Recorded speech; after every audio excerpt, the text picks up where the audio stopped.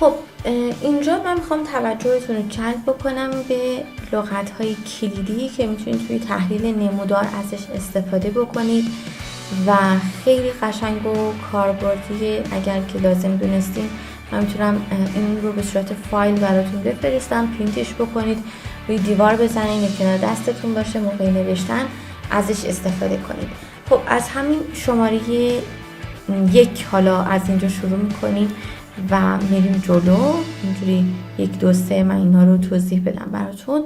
البته 1 2 3 نقطه ها هستن، ولی چون روند نمودار رو میخوایم یه جورایی توضیح بدیم ببینیم به چه صورته، من از این قسمت شروع میکنم.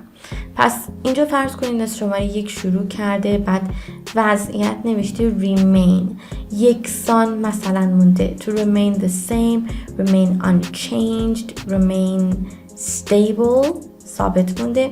حالا یه خورده ما رشد داریم، یه کمی رشد داریم بین نقطه 2 و 3. to increase gradually، slowly، minimally.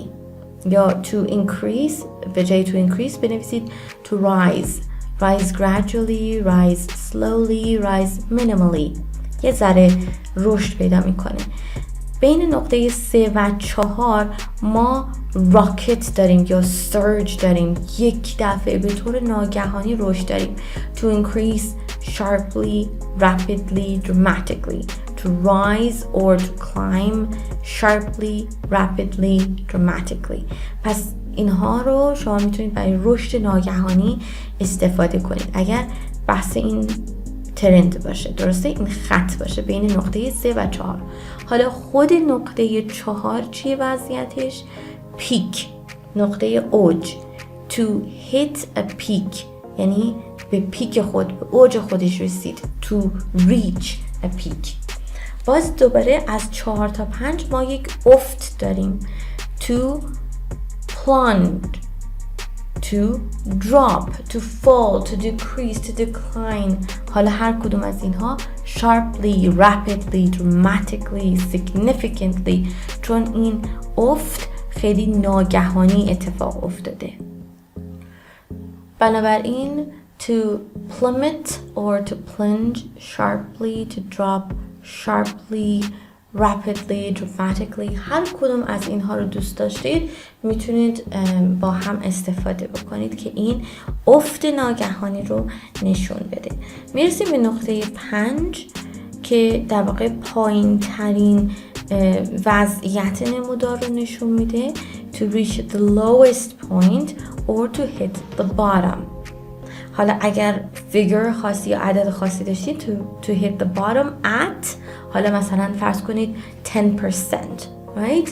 خب پس اینم از این. حالا این تغییراتی که اینجا داریم میبینیم fluctuation دیگه. پس تغییرات to fluctuate، right؟ wildly رو که اینجا براتون نوشته یعنی بسیار زیاد. حالا اینجا کمه ولی میگه که اگر خیلی تغییر داشتید میتونید بنویسین to fluctuate wildly. خب نقطه 6 رو داریم میرسیم بهش. بین 6 تا 7 میخوایم ببینیم وضعیت چطوریه. اینجا ما یک افت نسبتاً کمی داریم. پس میشه to drop، to fall، to decrease، gradually، slightly، minimally. ببینید این to drop and to fall رو این بالا هم داشتیم دیگه چون افته. و اینجا رشد نسبتاً کمی داشتیم، اینجا افت نسبتاً کمی داریم. پس همین صفت ها رو همین قید ها رو که شما اینجا دارید این قسمت رو هم داشتید و استفاده شدید. بعد بین شماره 7 و 8 وضعیت به چه صورته؟ stabilize، to level off، to remain constant، یعنی همچنان ثابت مونده یا اینکه دیگه به یک وضعیت ثابتی رسیده، stabilize کرده خودش رو.